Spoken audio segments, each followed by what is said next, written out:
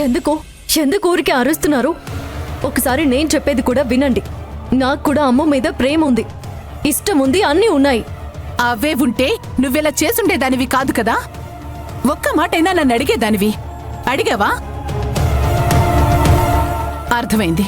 తన్నెందుకులే అడగడం అనిపించింది కదా నీకు. ఇంట్లో అందరూ నీ వైపే ఉన్నారు కదా, అందుకే నేను నీ కంటికి కనిపించను. మిమ్మల్ని అడగాల్సింది కరెక్టే, దానికి నన్ను క్షమించండి. కానీ ఎందుకు ఇంత చిన్న విషయాన్ని ఇంత పెద్దది చేస్తున్నారు? ఏంటి, ఇది చిన్న విషయమా? ఐస్ క్రీమ్ తిని నా కూతురికేవేనైతే ఎవరు చూస్తారు? అది కాదు వదినా, తను ఐస్ క్రీమ్ తినకూడదని తెలుసు, అందుకే నేను ఐస్ క్రీమ్ కొనివ్వలేదు. అబద్ధం చెప్పడం నీ దగ్గరే నేర్చుకోవాలి లక్ష్మి. కళ్ళతో చూసిన దాన్ని కూడా అబద్ధం అని చెప్తున్నావు కదా. చిన్నపిల్ల ముందేలా చెప్పడానికి సిగ్గులేదా నీకు?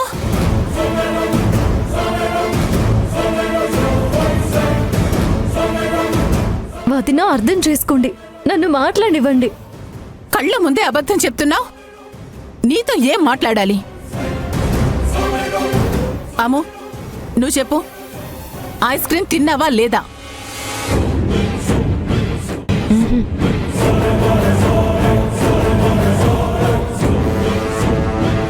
అమ్మో, నువ్వు చెప్పకపోతే నా మీద ఒట్టే.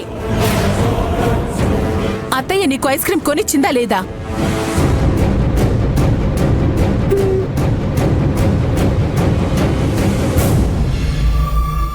ఎన్ని? 2.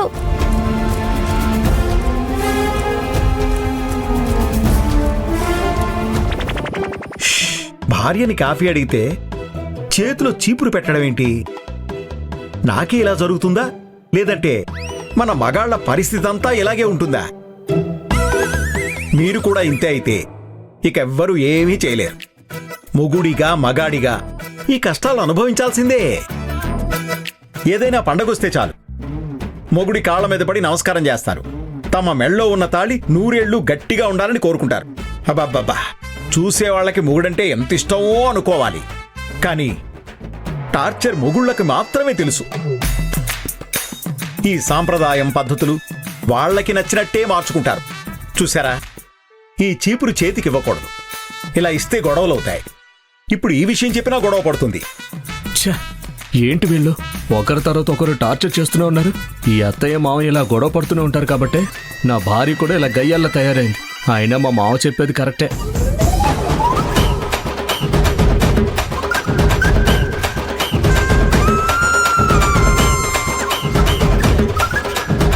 అవును, నేను ఈ ఇంటి యజమాన్ని, పెత్తనం చెలాయించకపోవచ్చు గాని వయసులో పెద్దవాణ్ణి కదా.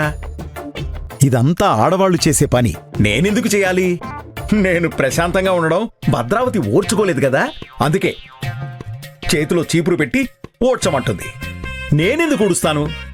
కాఫీ రెడీ అయ్యేదాకా ఇక్కడే పడుకుంటాను.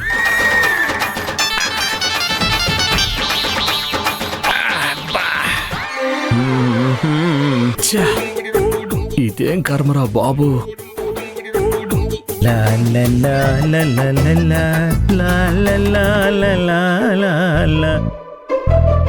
ఏమండి, గది క్లీన్ చేస్తున్నారా లేదా? అయిపోయింది భద్రావతి, అయిపోయింది, వస్తున్నా. అందుకే పిల్లల్ని దేవుళ్ళు అంటారు. తనకి నీల అబద్ధం చెప్పడం తెలీదు. అఖిల, నిఖిల, అమ్ముని తీసుకుని లోపలికి వెళ్ళండి. ఎందుకక్క? చెప్తున్నాను కదా, తీసుకువెళ్ళండి.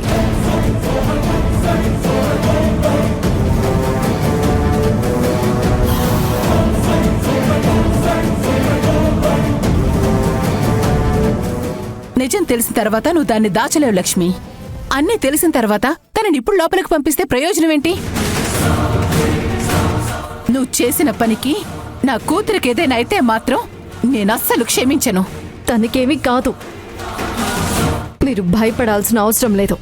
ఒకవేళ ఏదైనా అయితే చూసుకోవాల్సింది నేను. చెప్తున్నాను కదా, తనకేమీ కాదు. అదే నువ్వెలా చెప్పగలవు? తనని కని పెంచింది నేను. తను ఐస్ క్రీమ్ తింటే ఏమవుతుందో నాకు బాగా తెలుసు.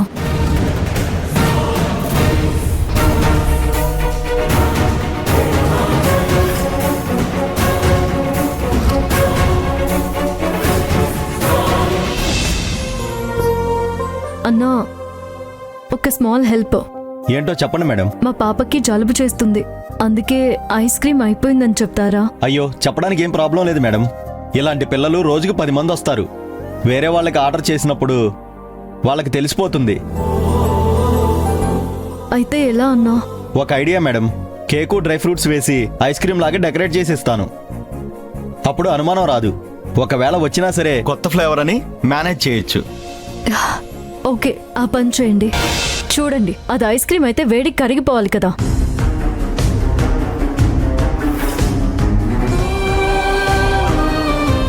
అమ్మ ముందు చెప్పకూడదని మౌనంగా ఉండిపోయాను. తనకు నేను మోసం చేసినట్టుగా అనిపించకూడదు. నాకు అబద్ధం చెప్పాల్సిన అవసరం లేదు. అవసరం ఉన్నా నేను చెప్పను. నిజం తెలుసుకొని మాట్లాడండి. తను మీకు కూతురు అయి ఉండొచ్చు, కానీ తన మీద నాకు ప్రేమ, ఇష్టం అన్నీ ఉన్నాయి.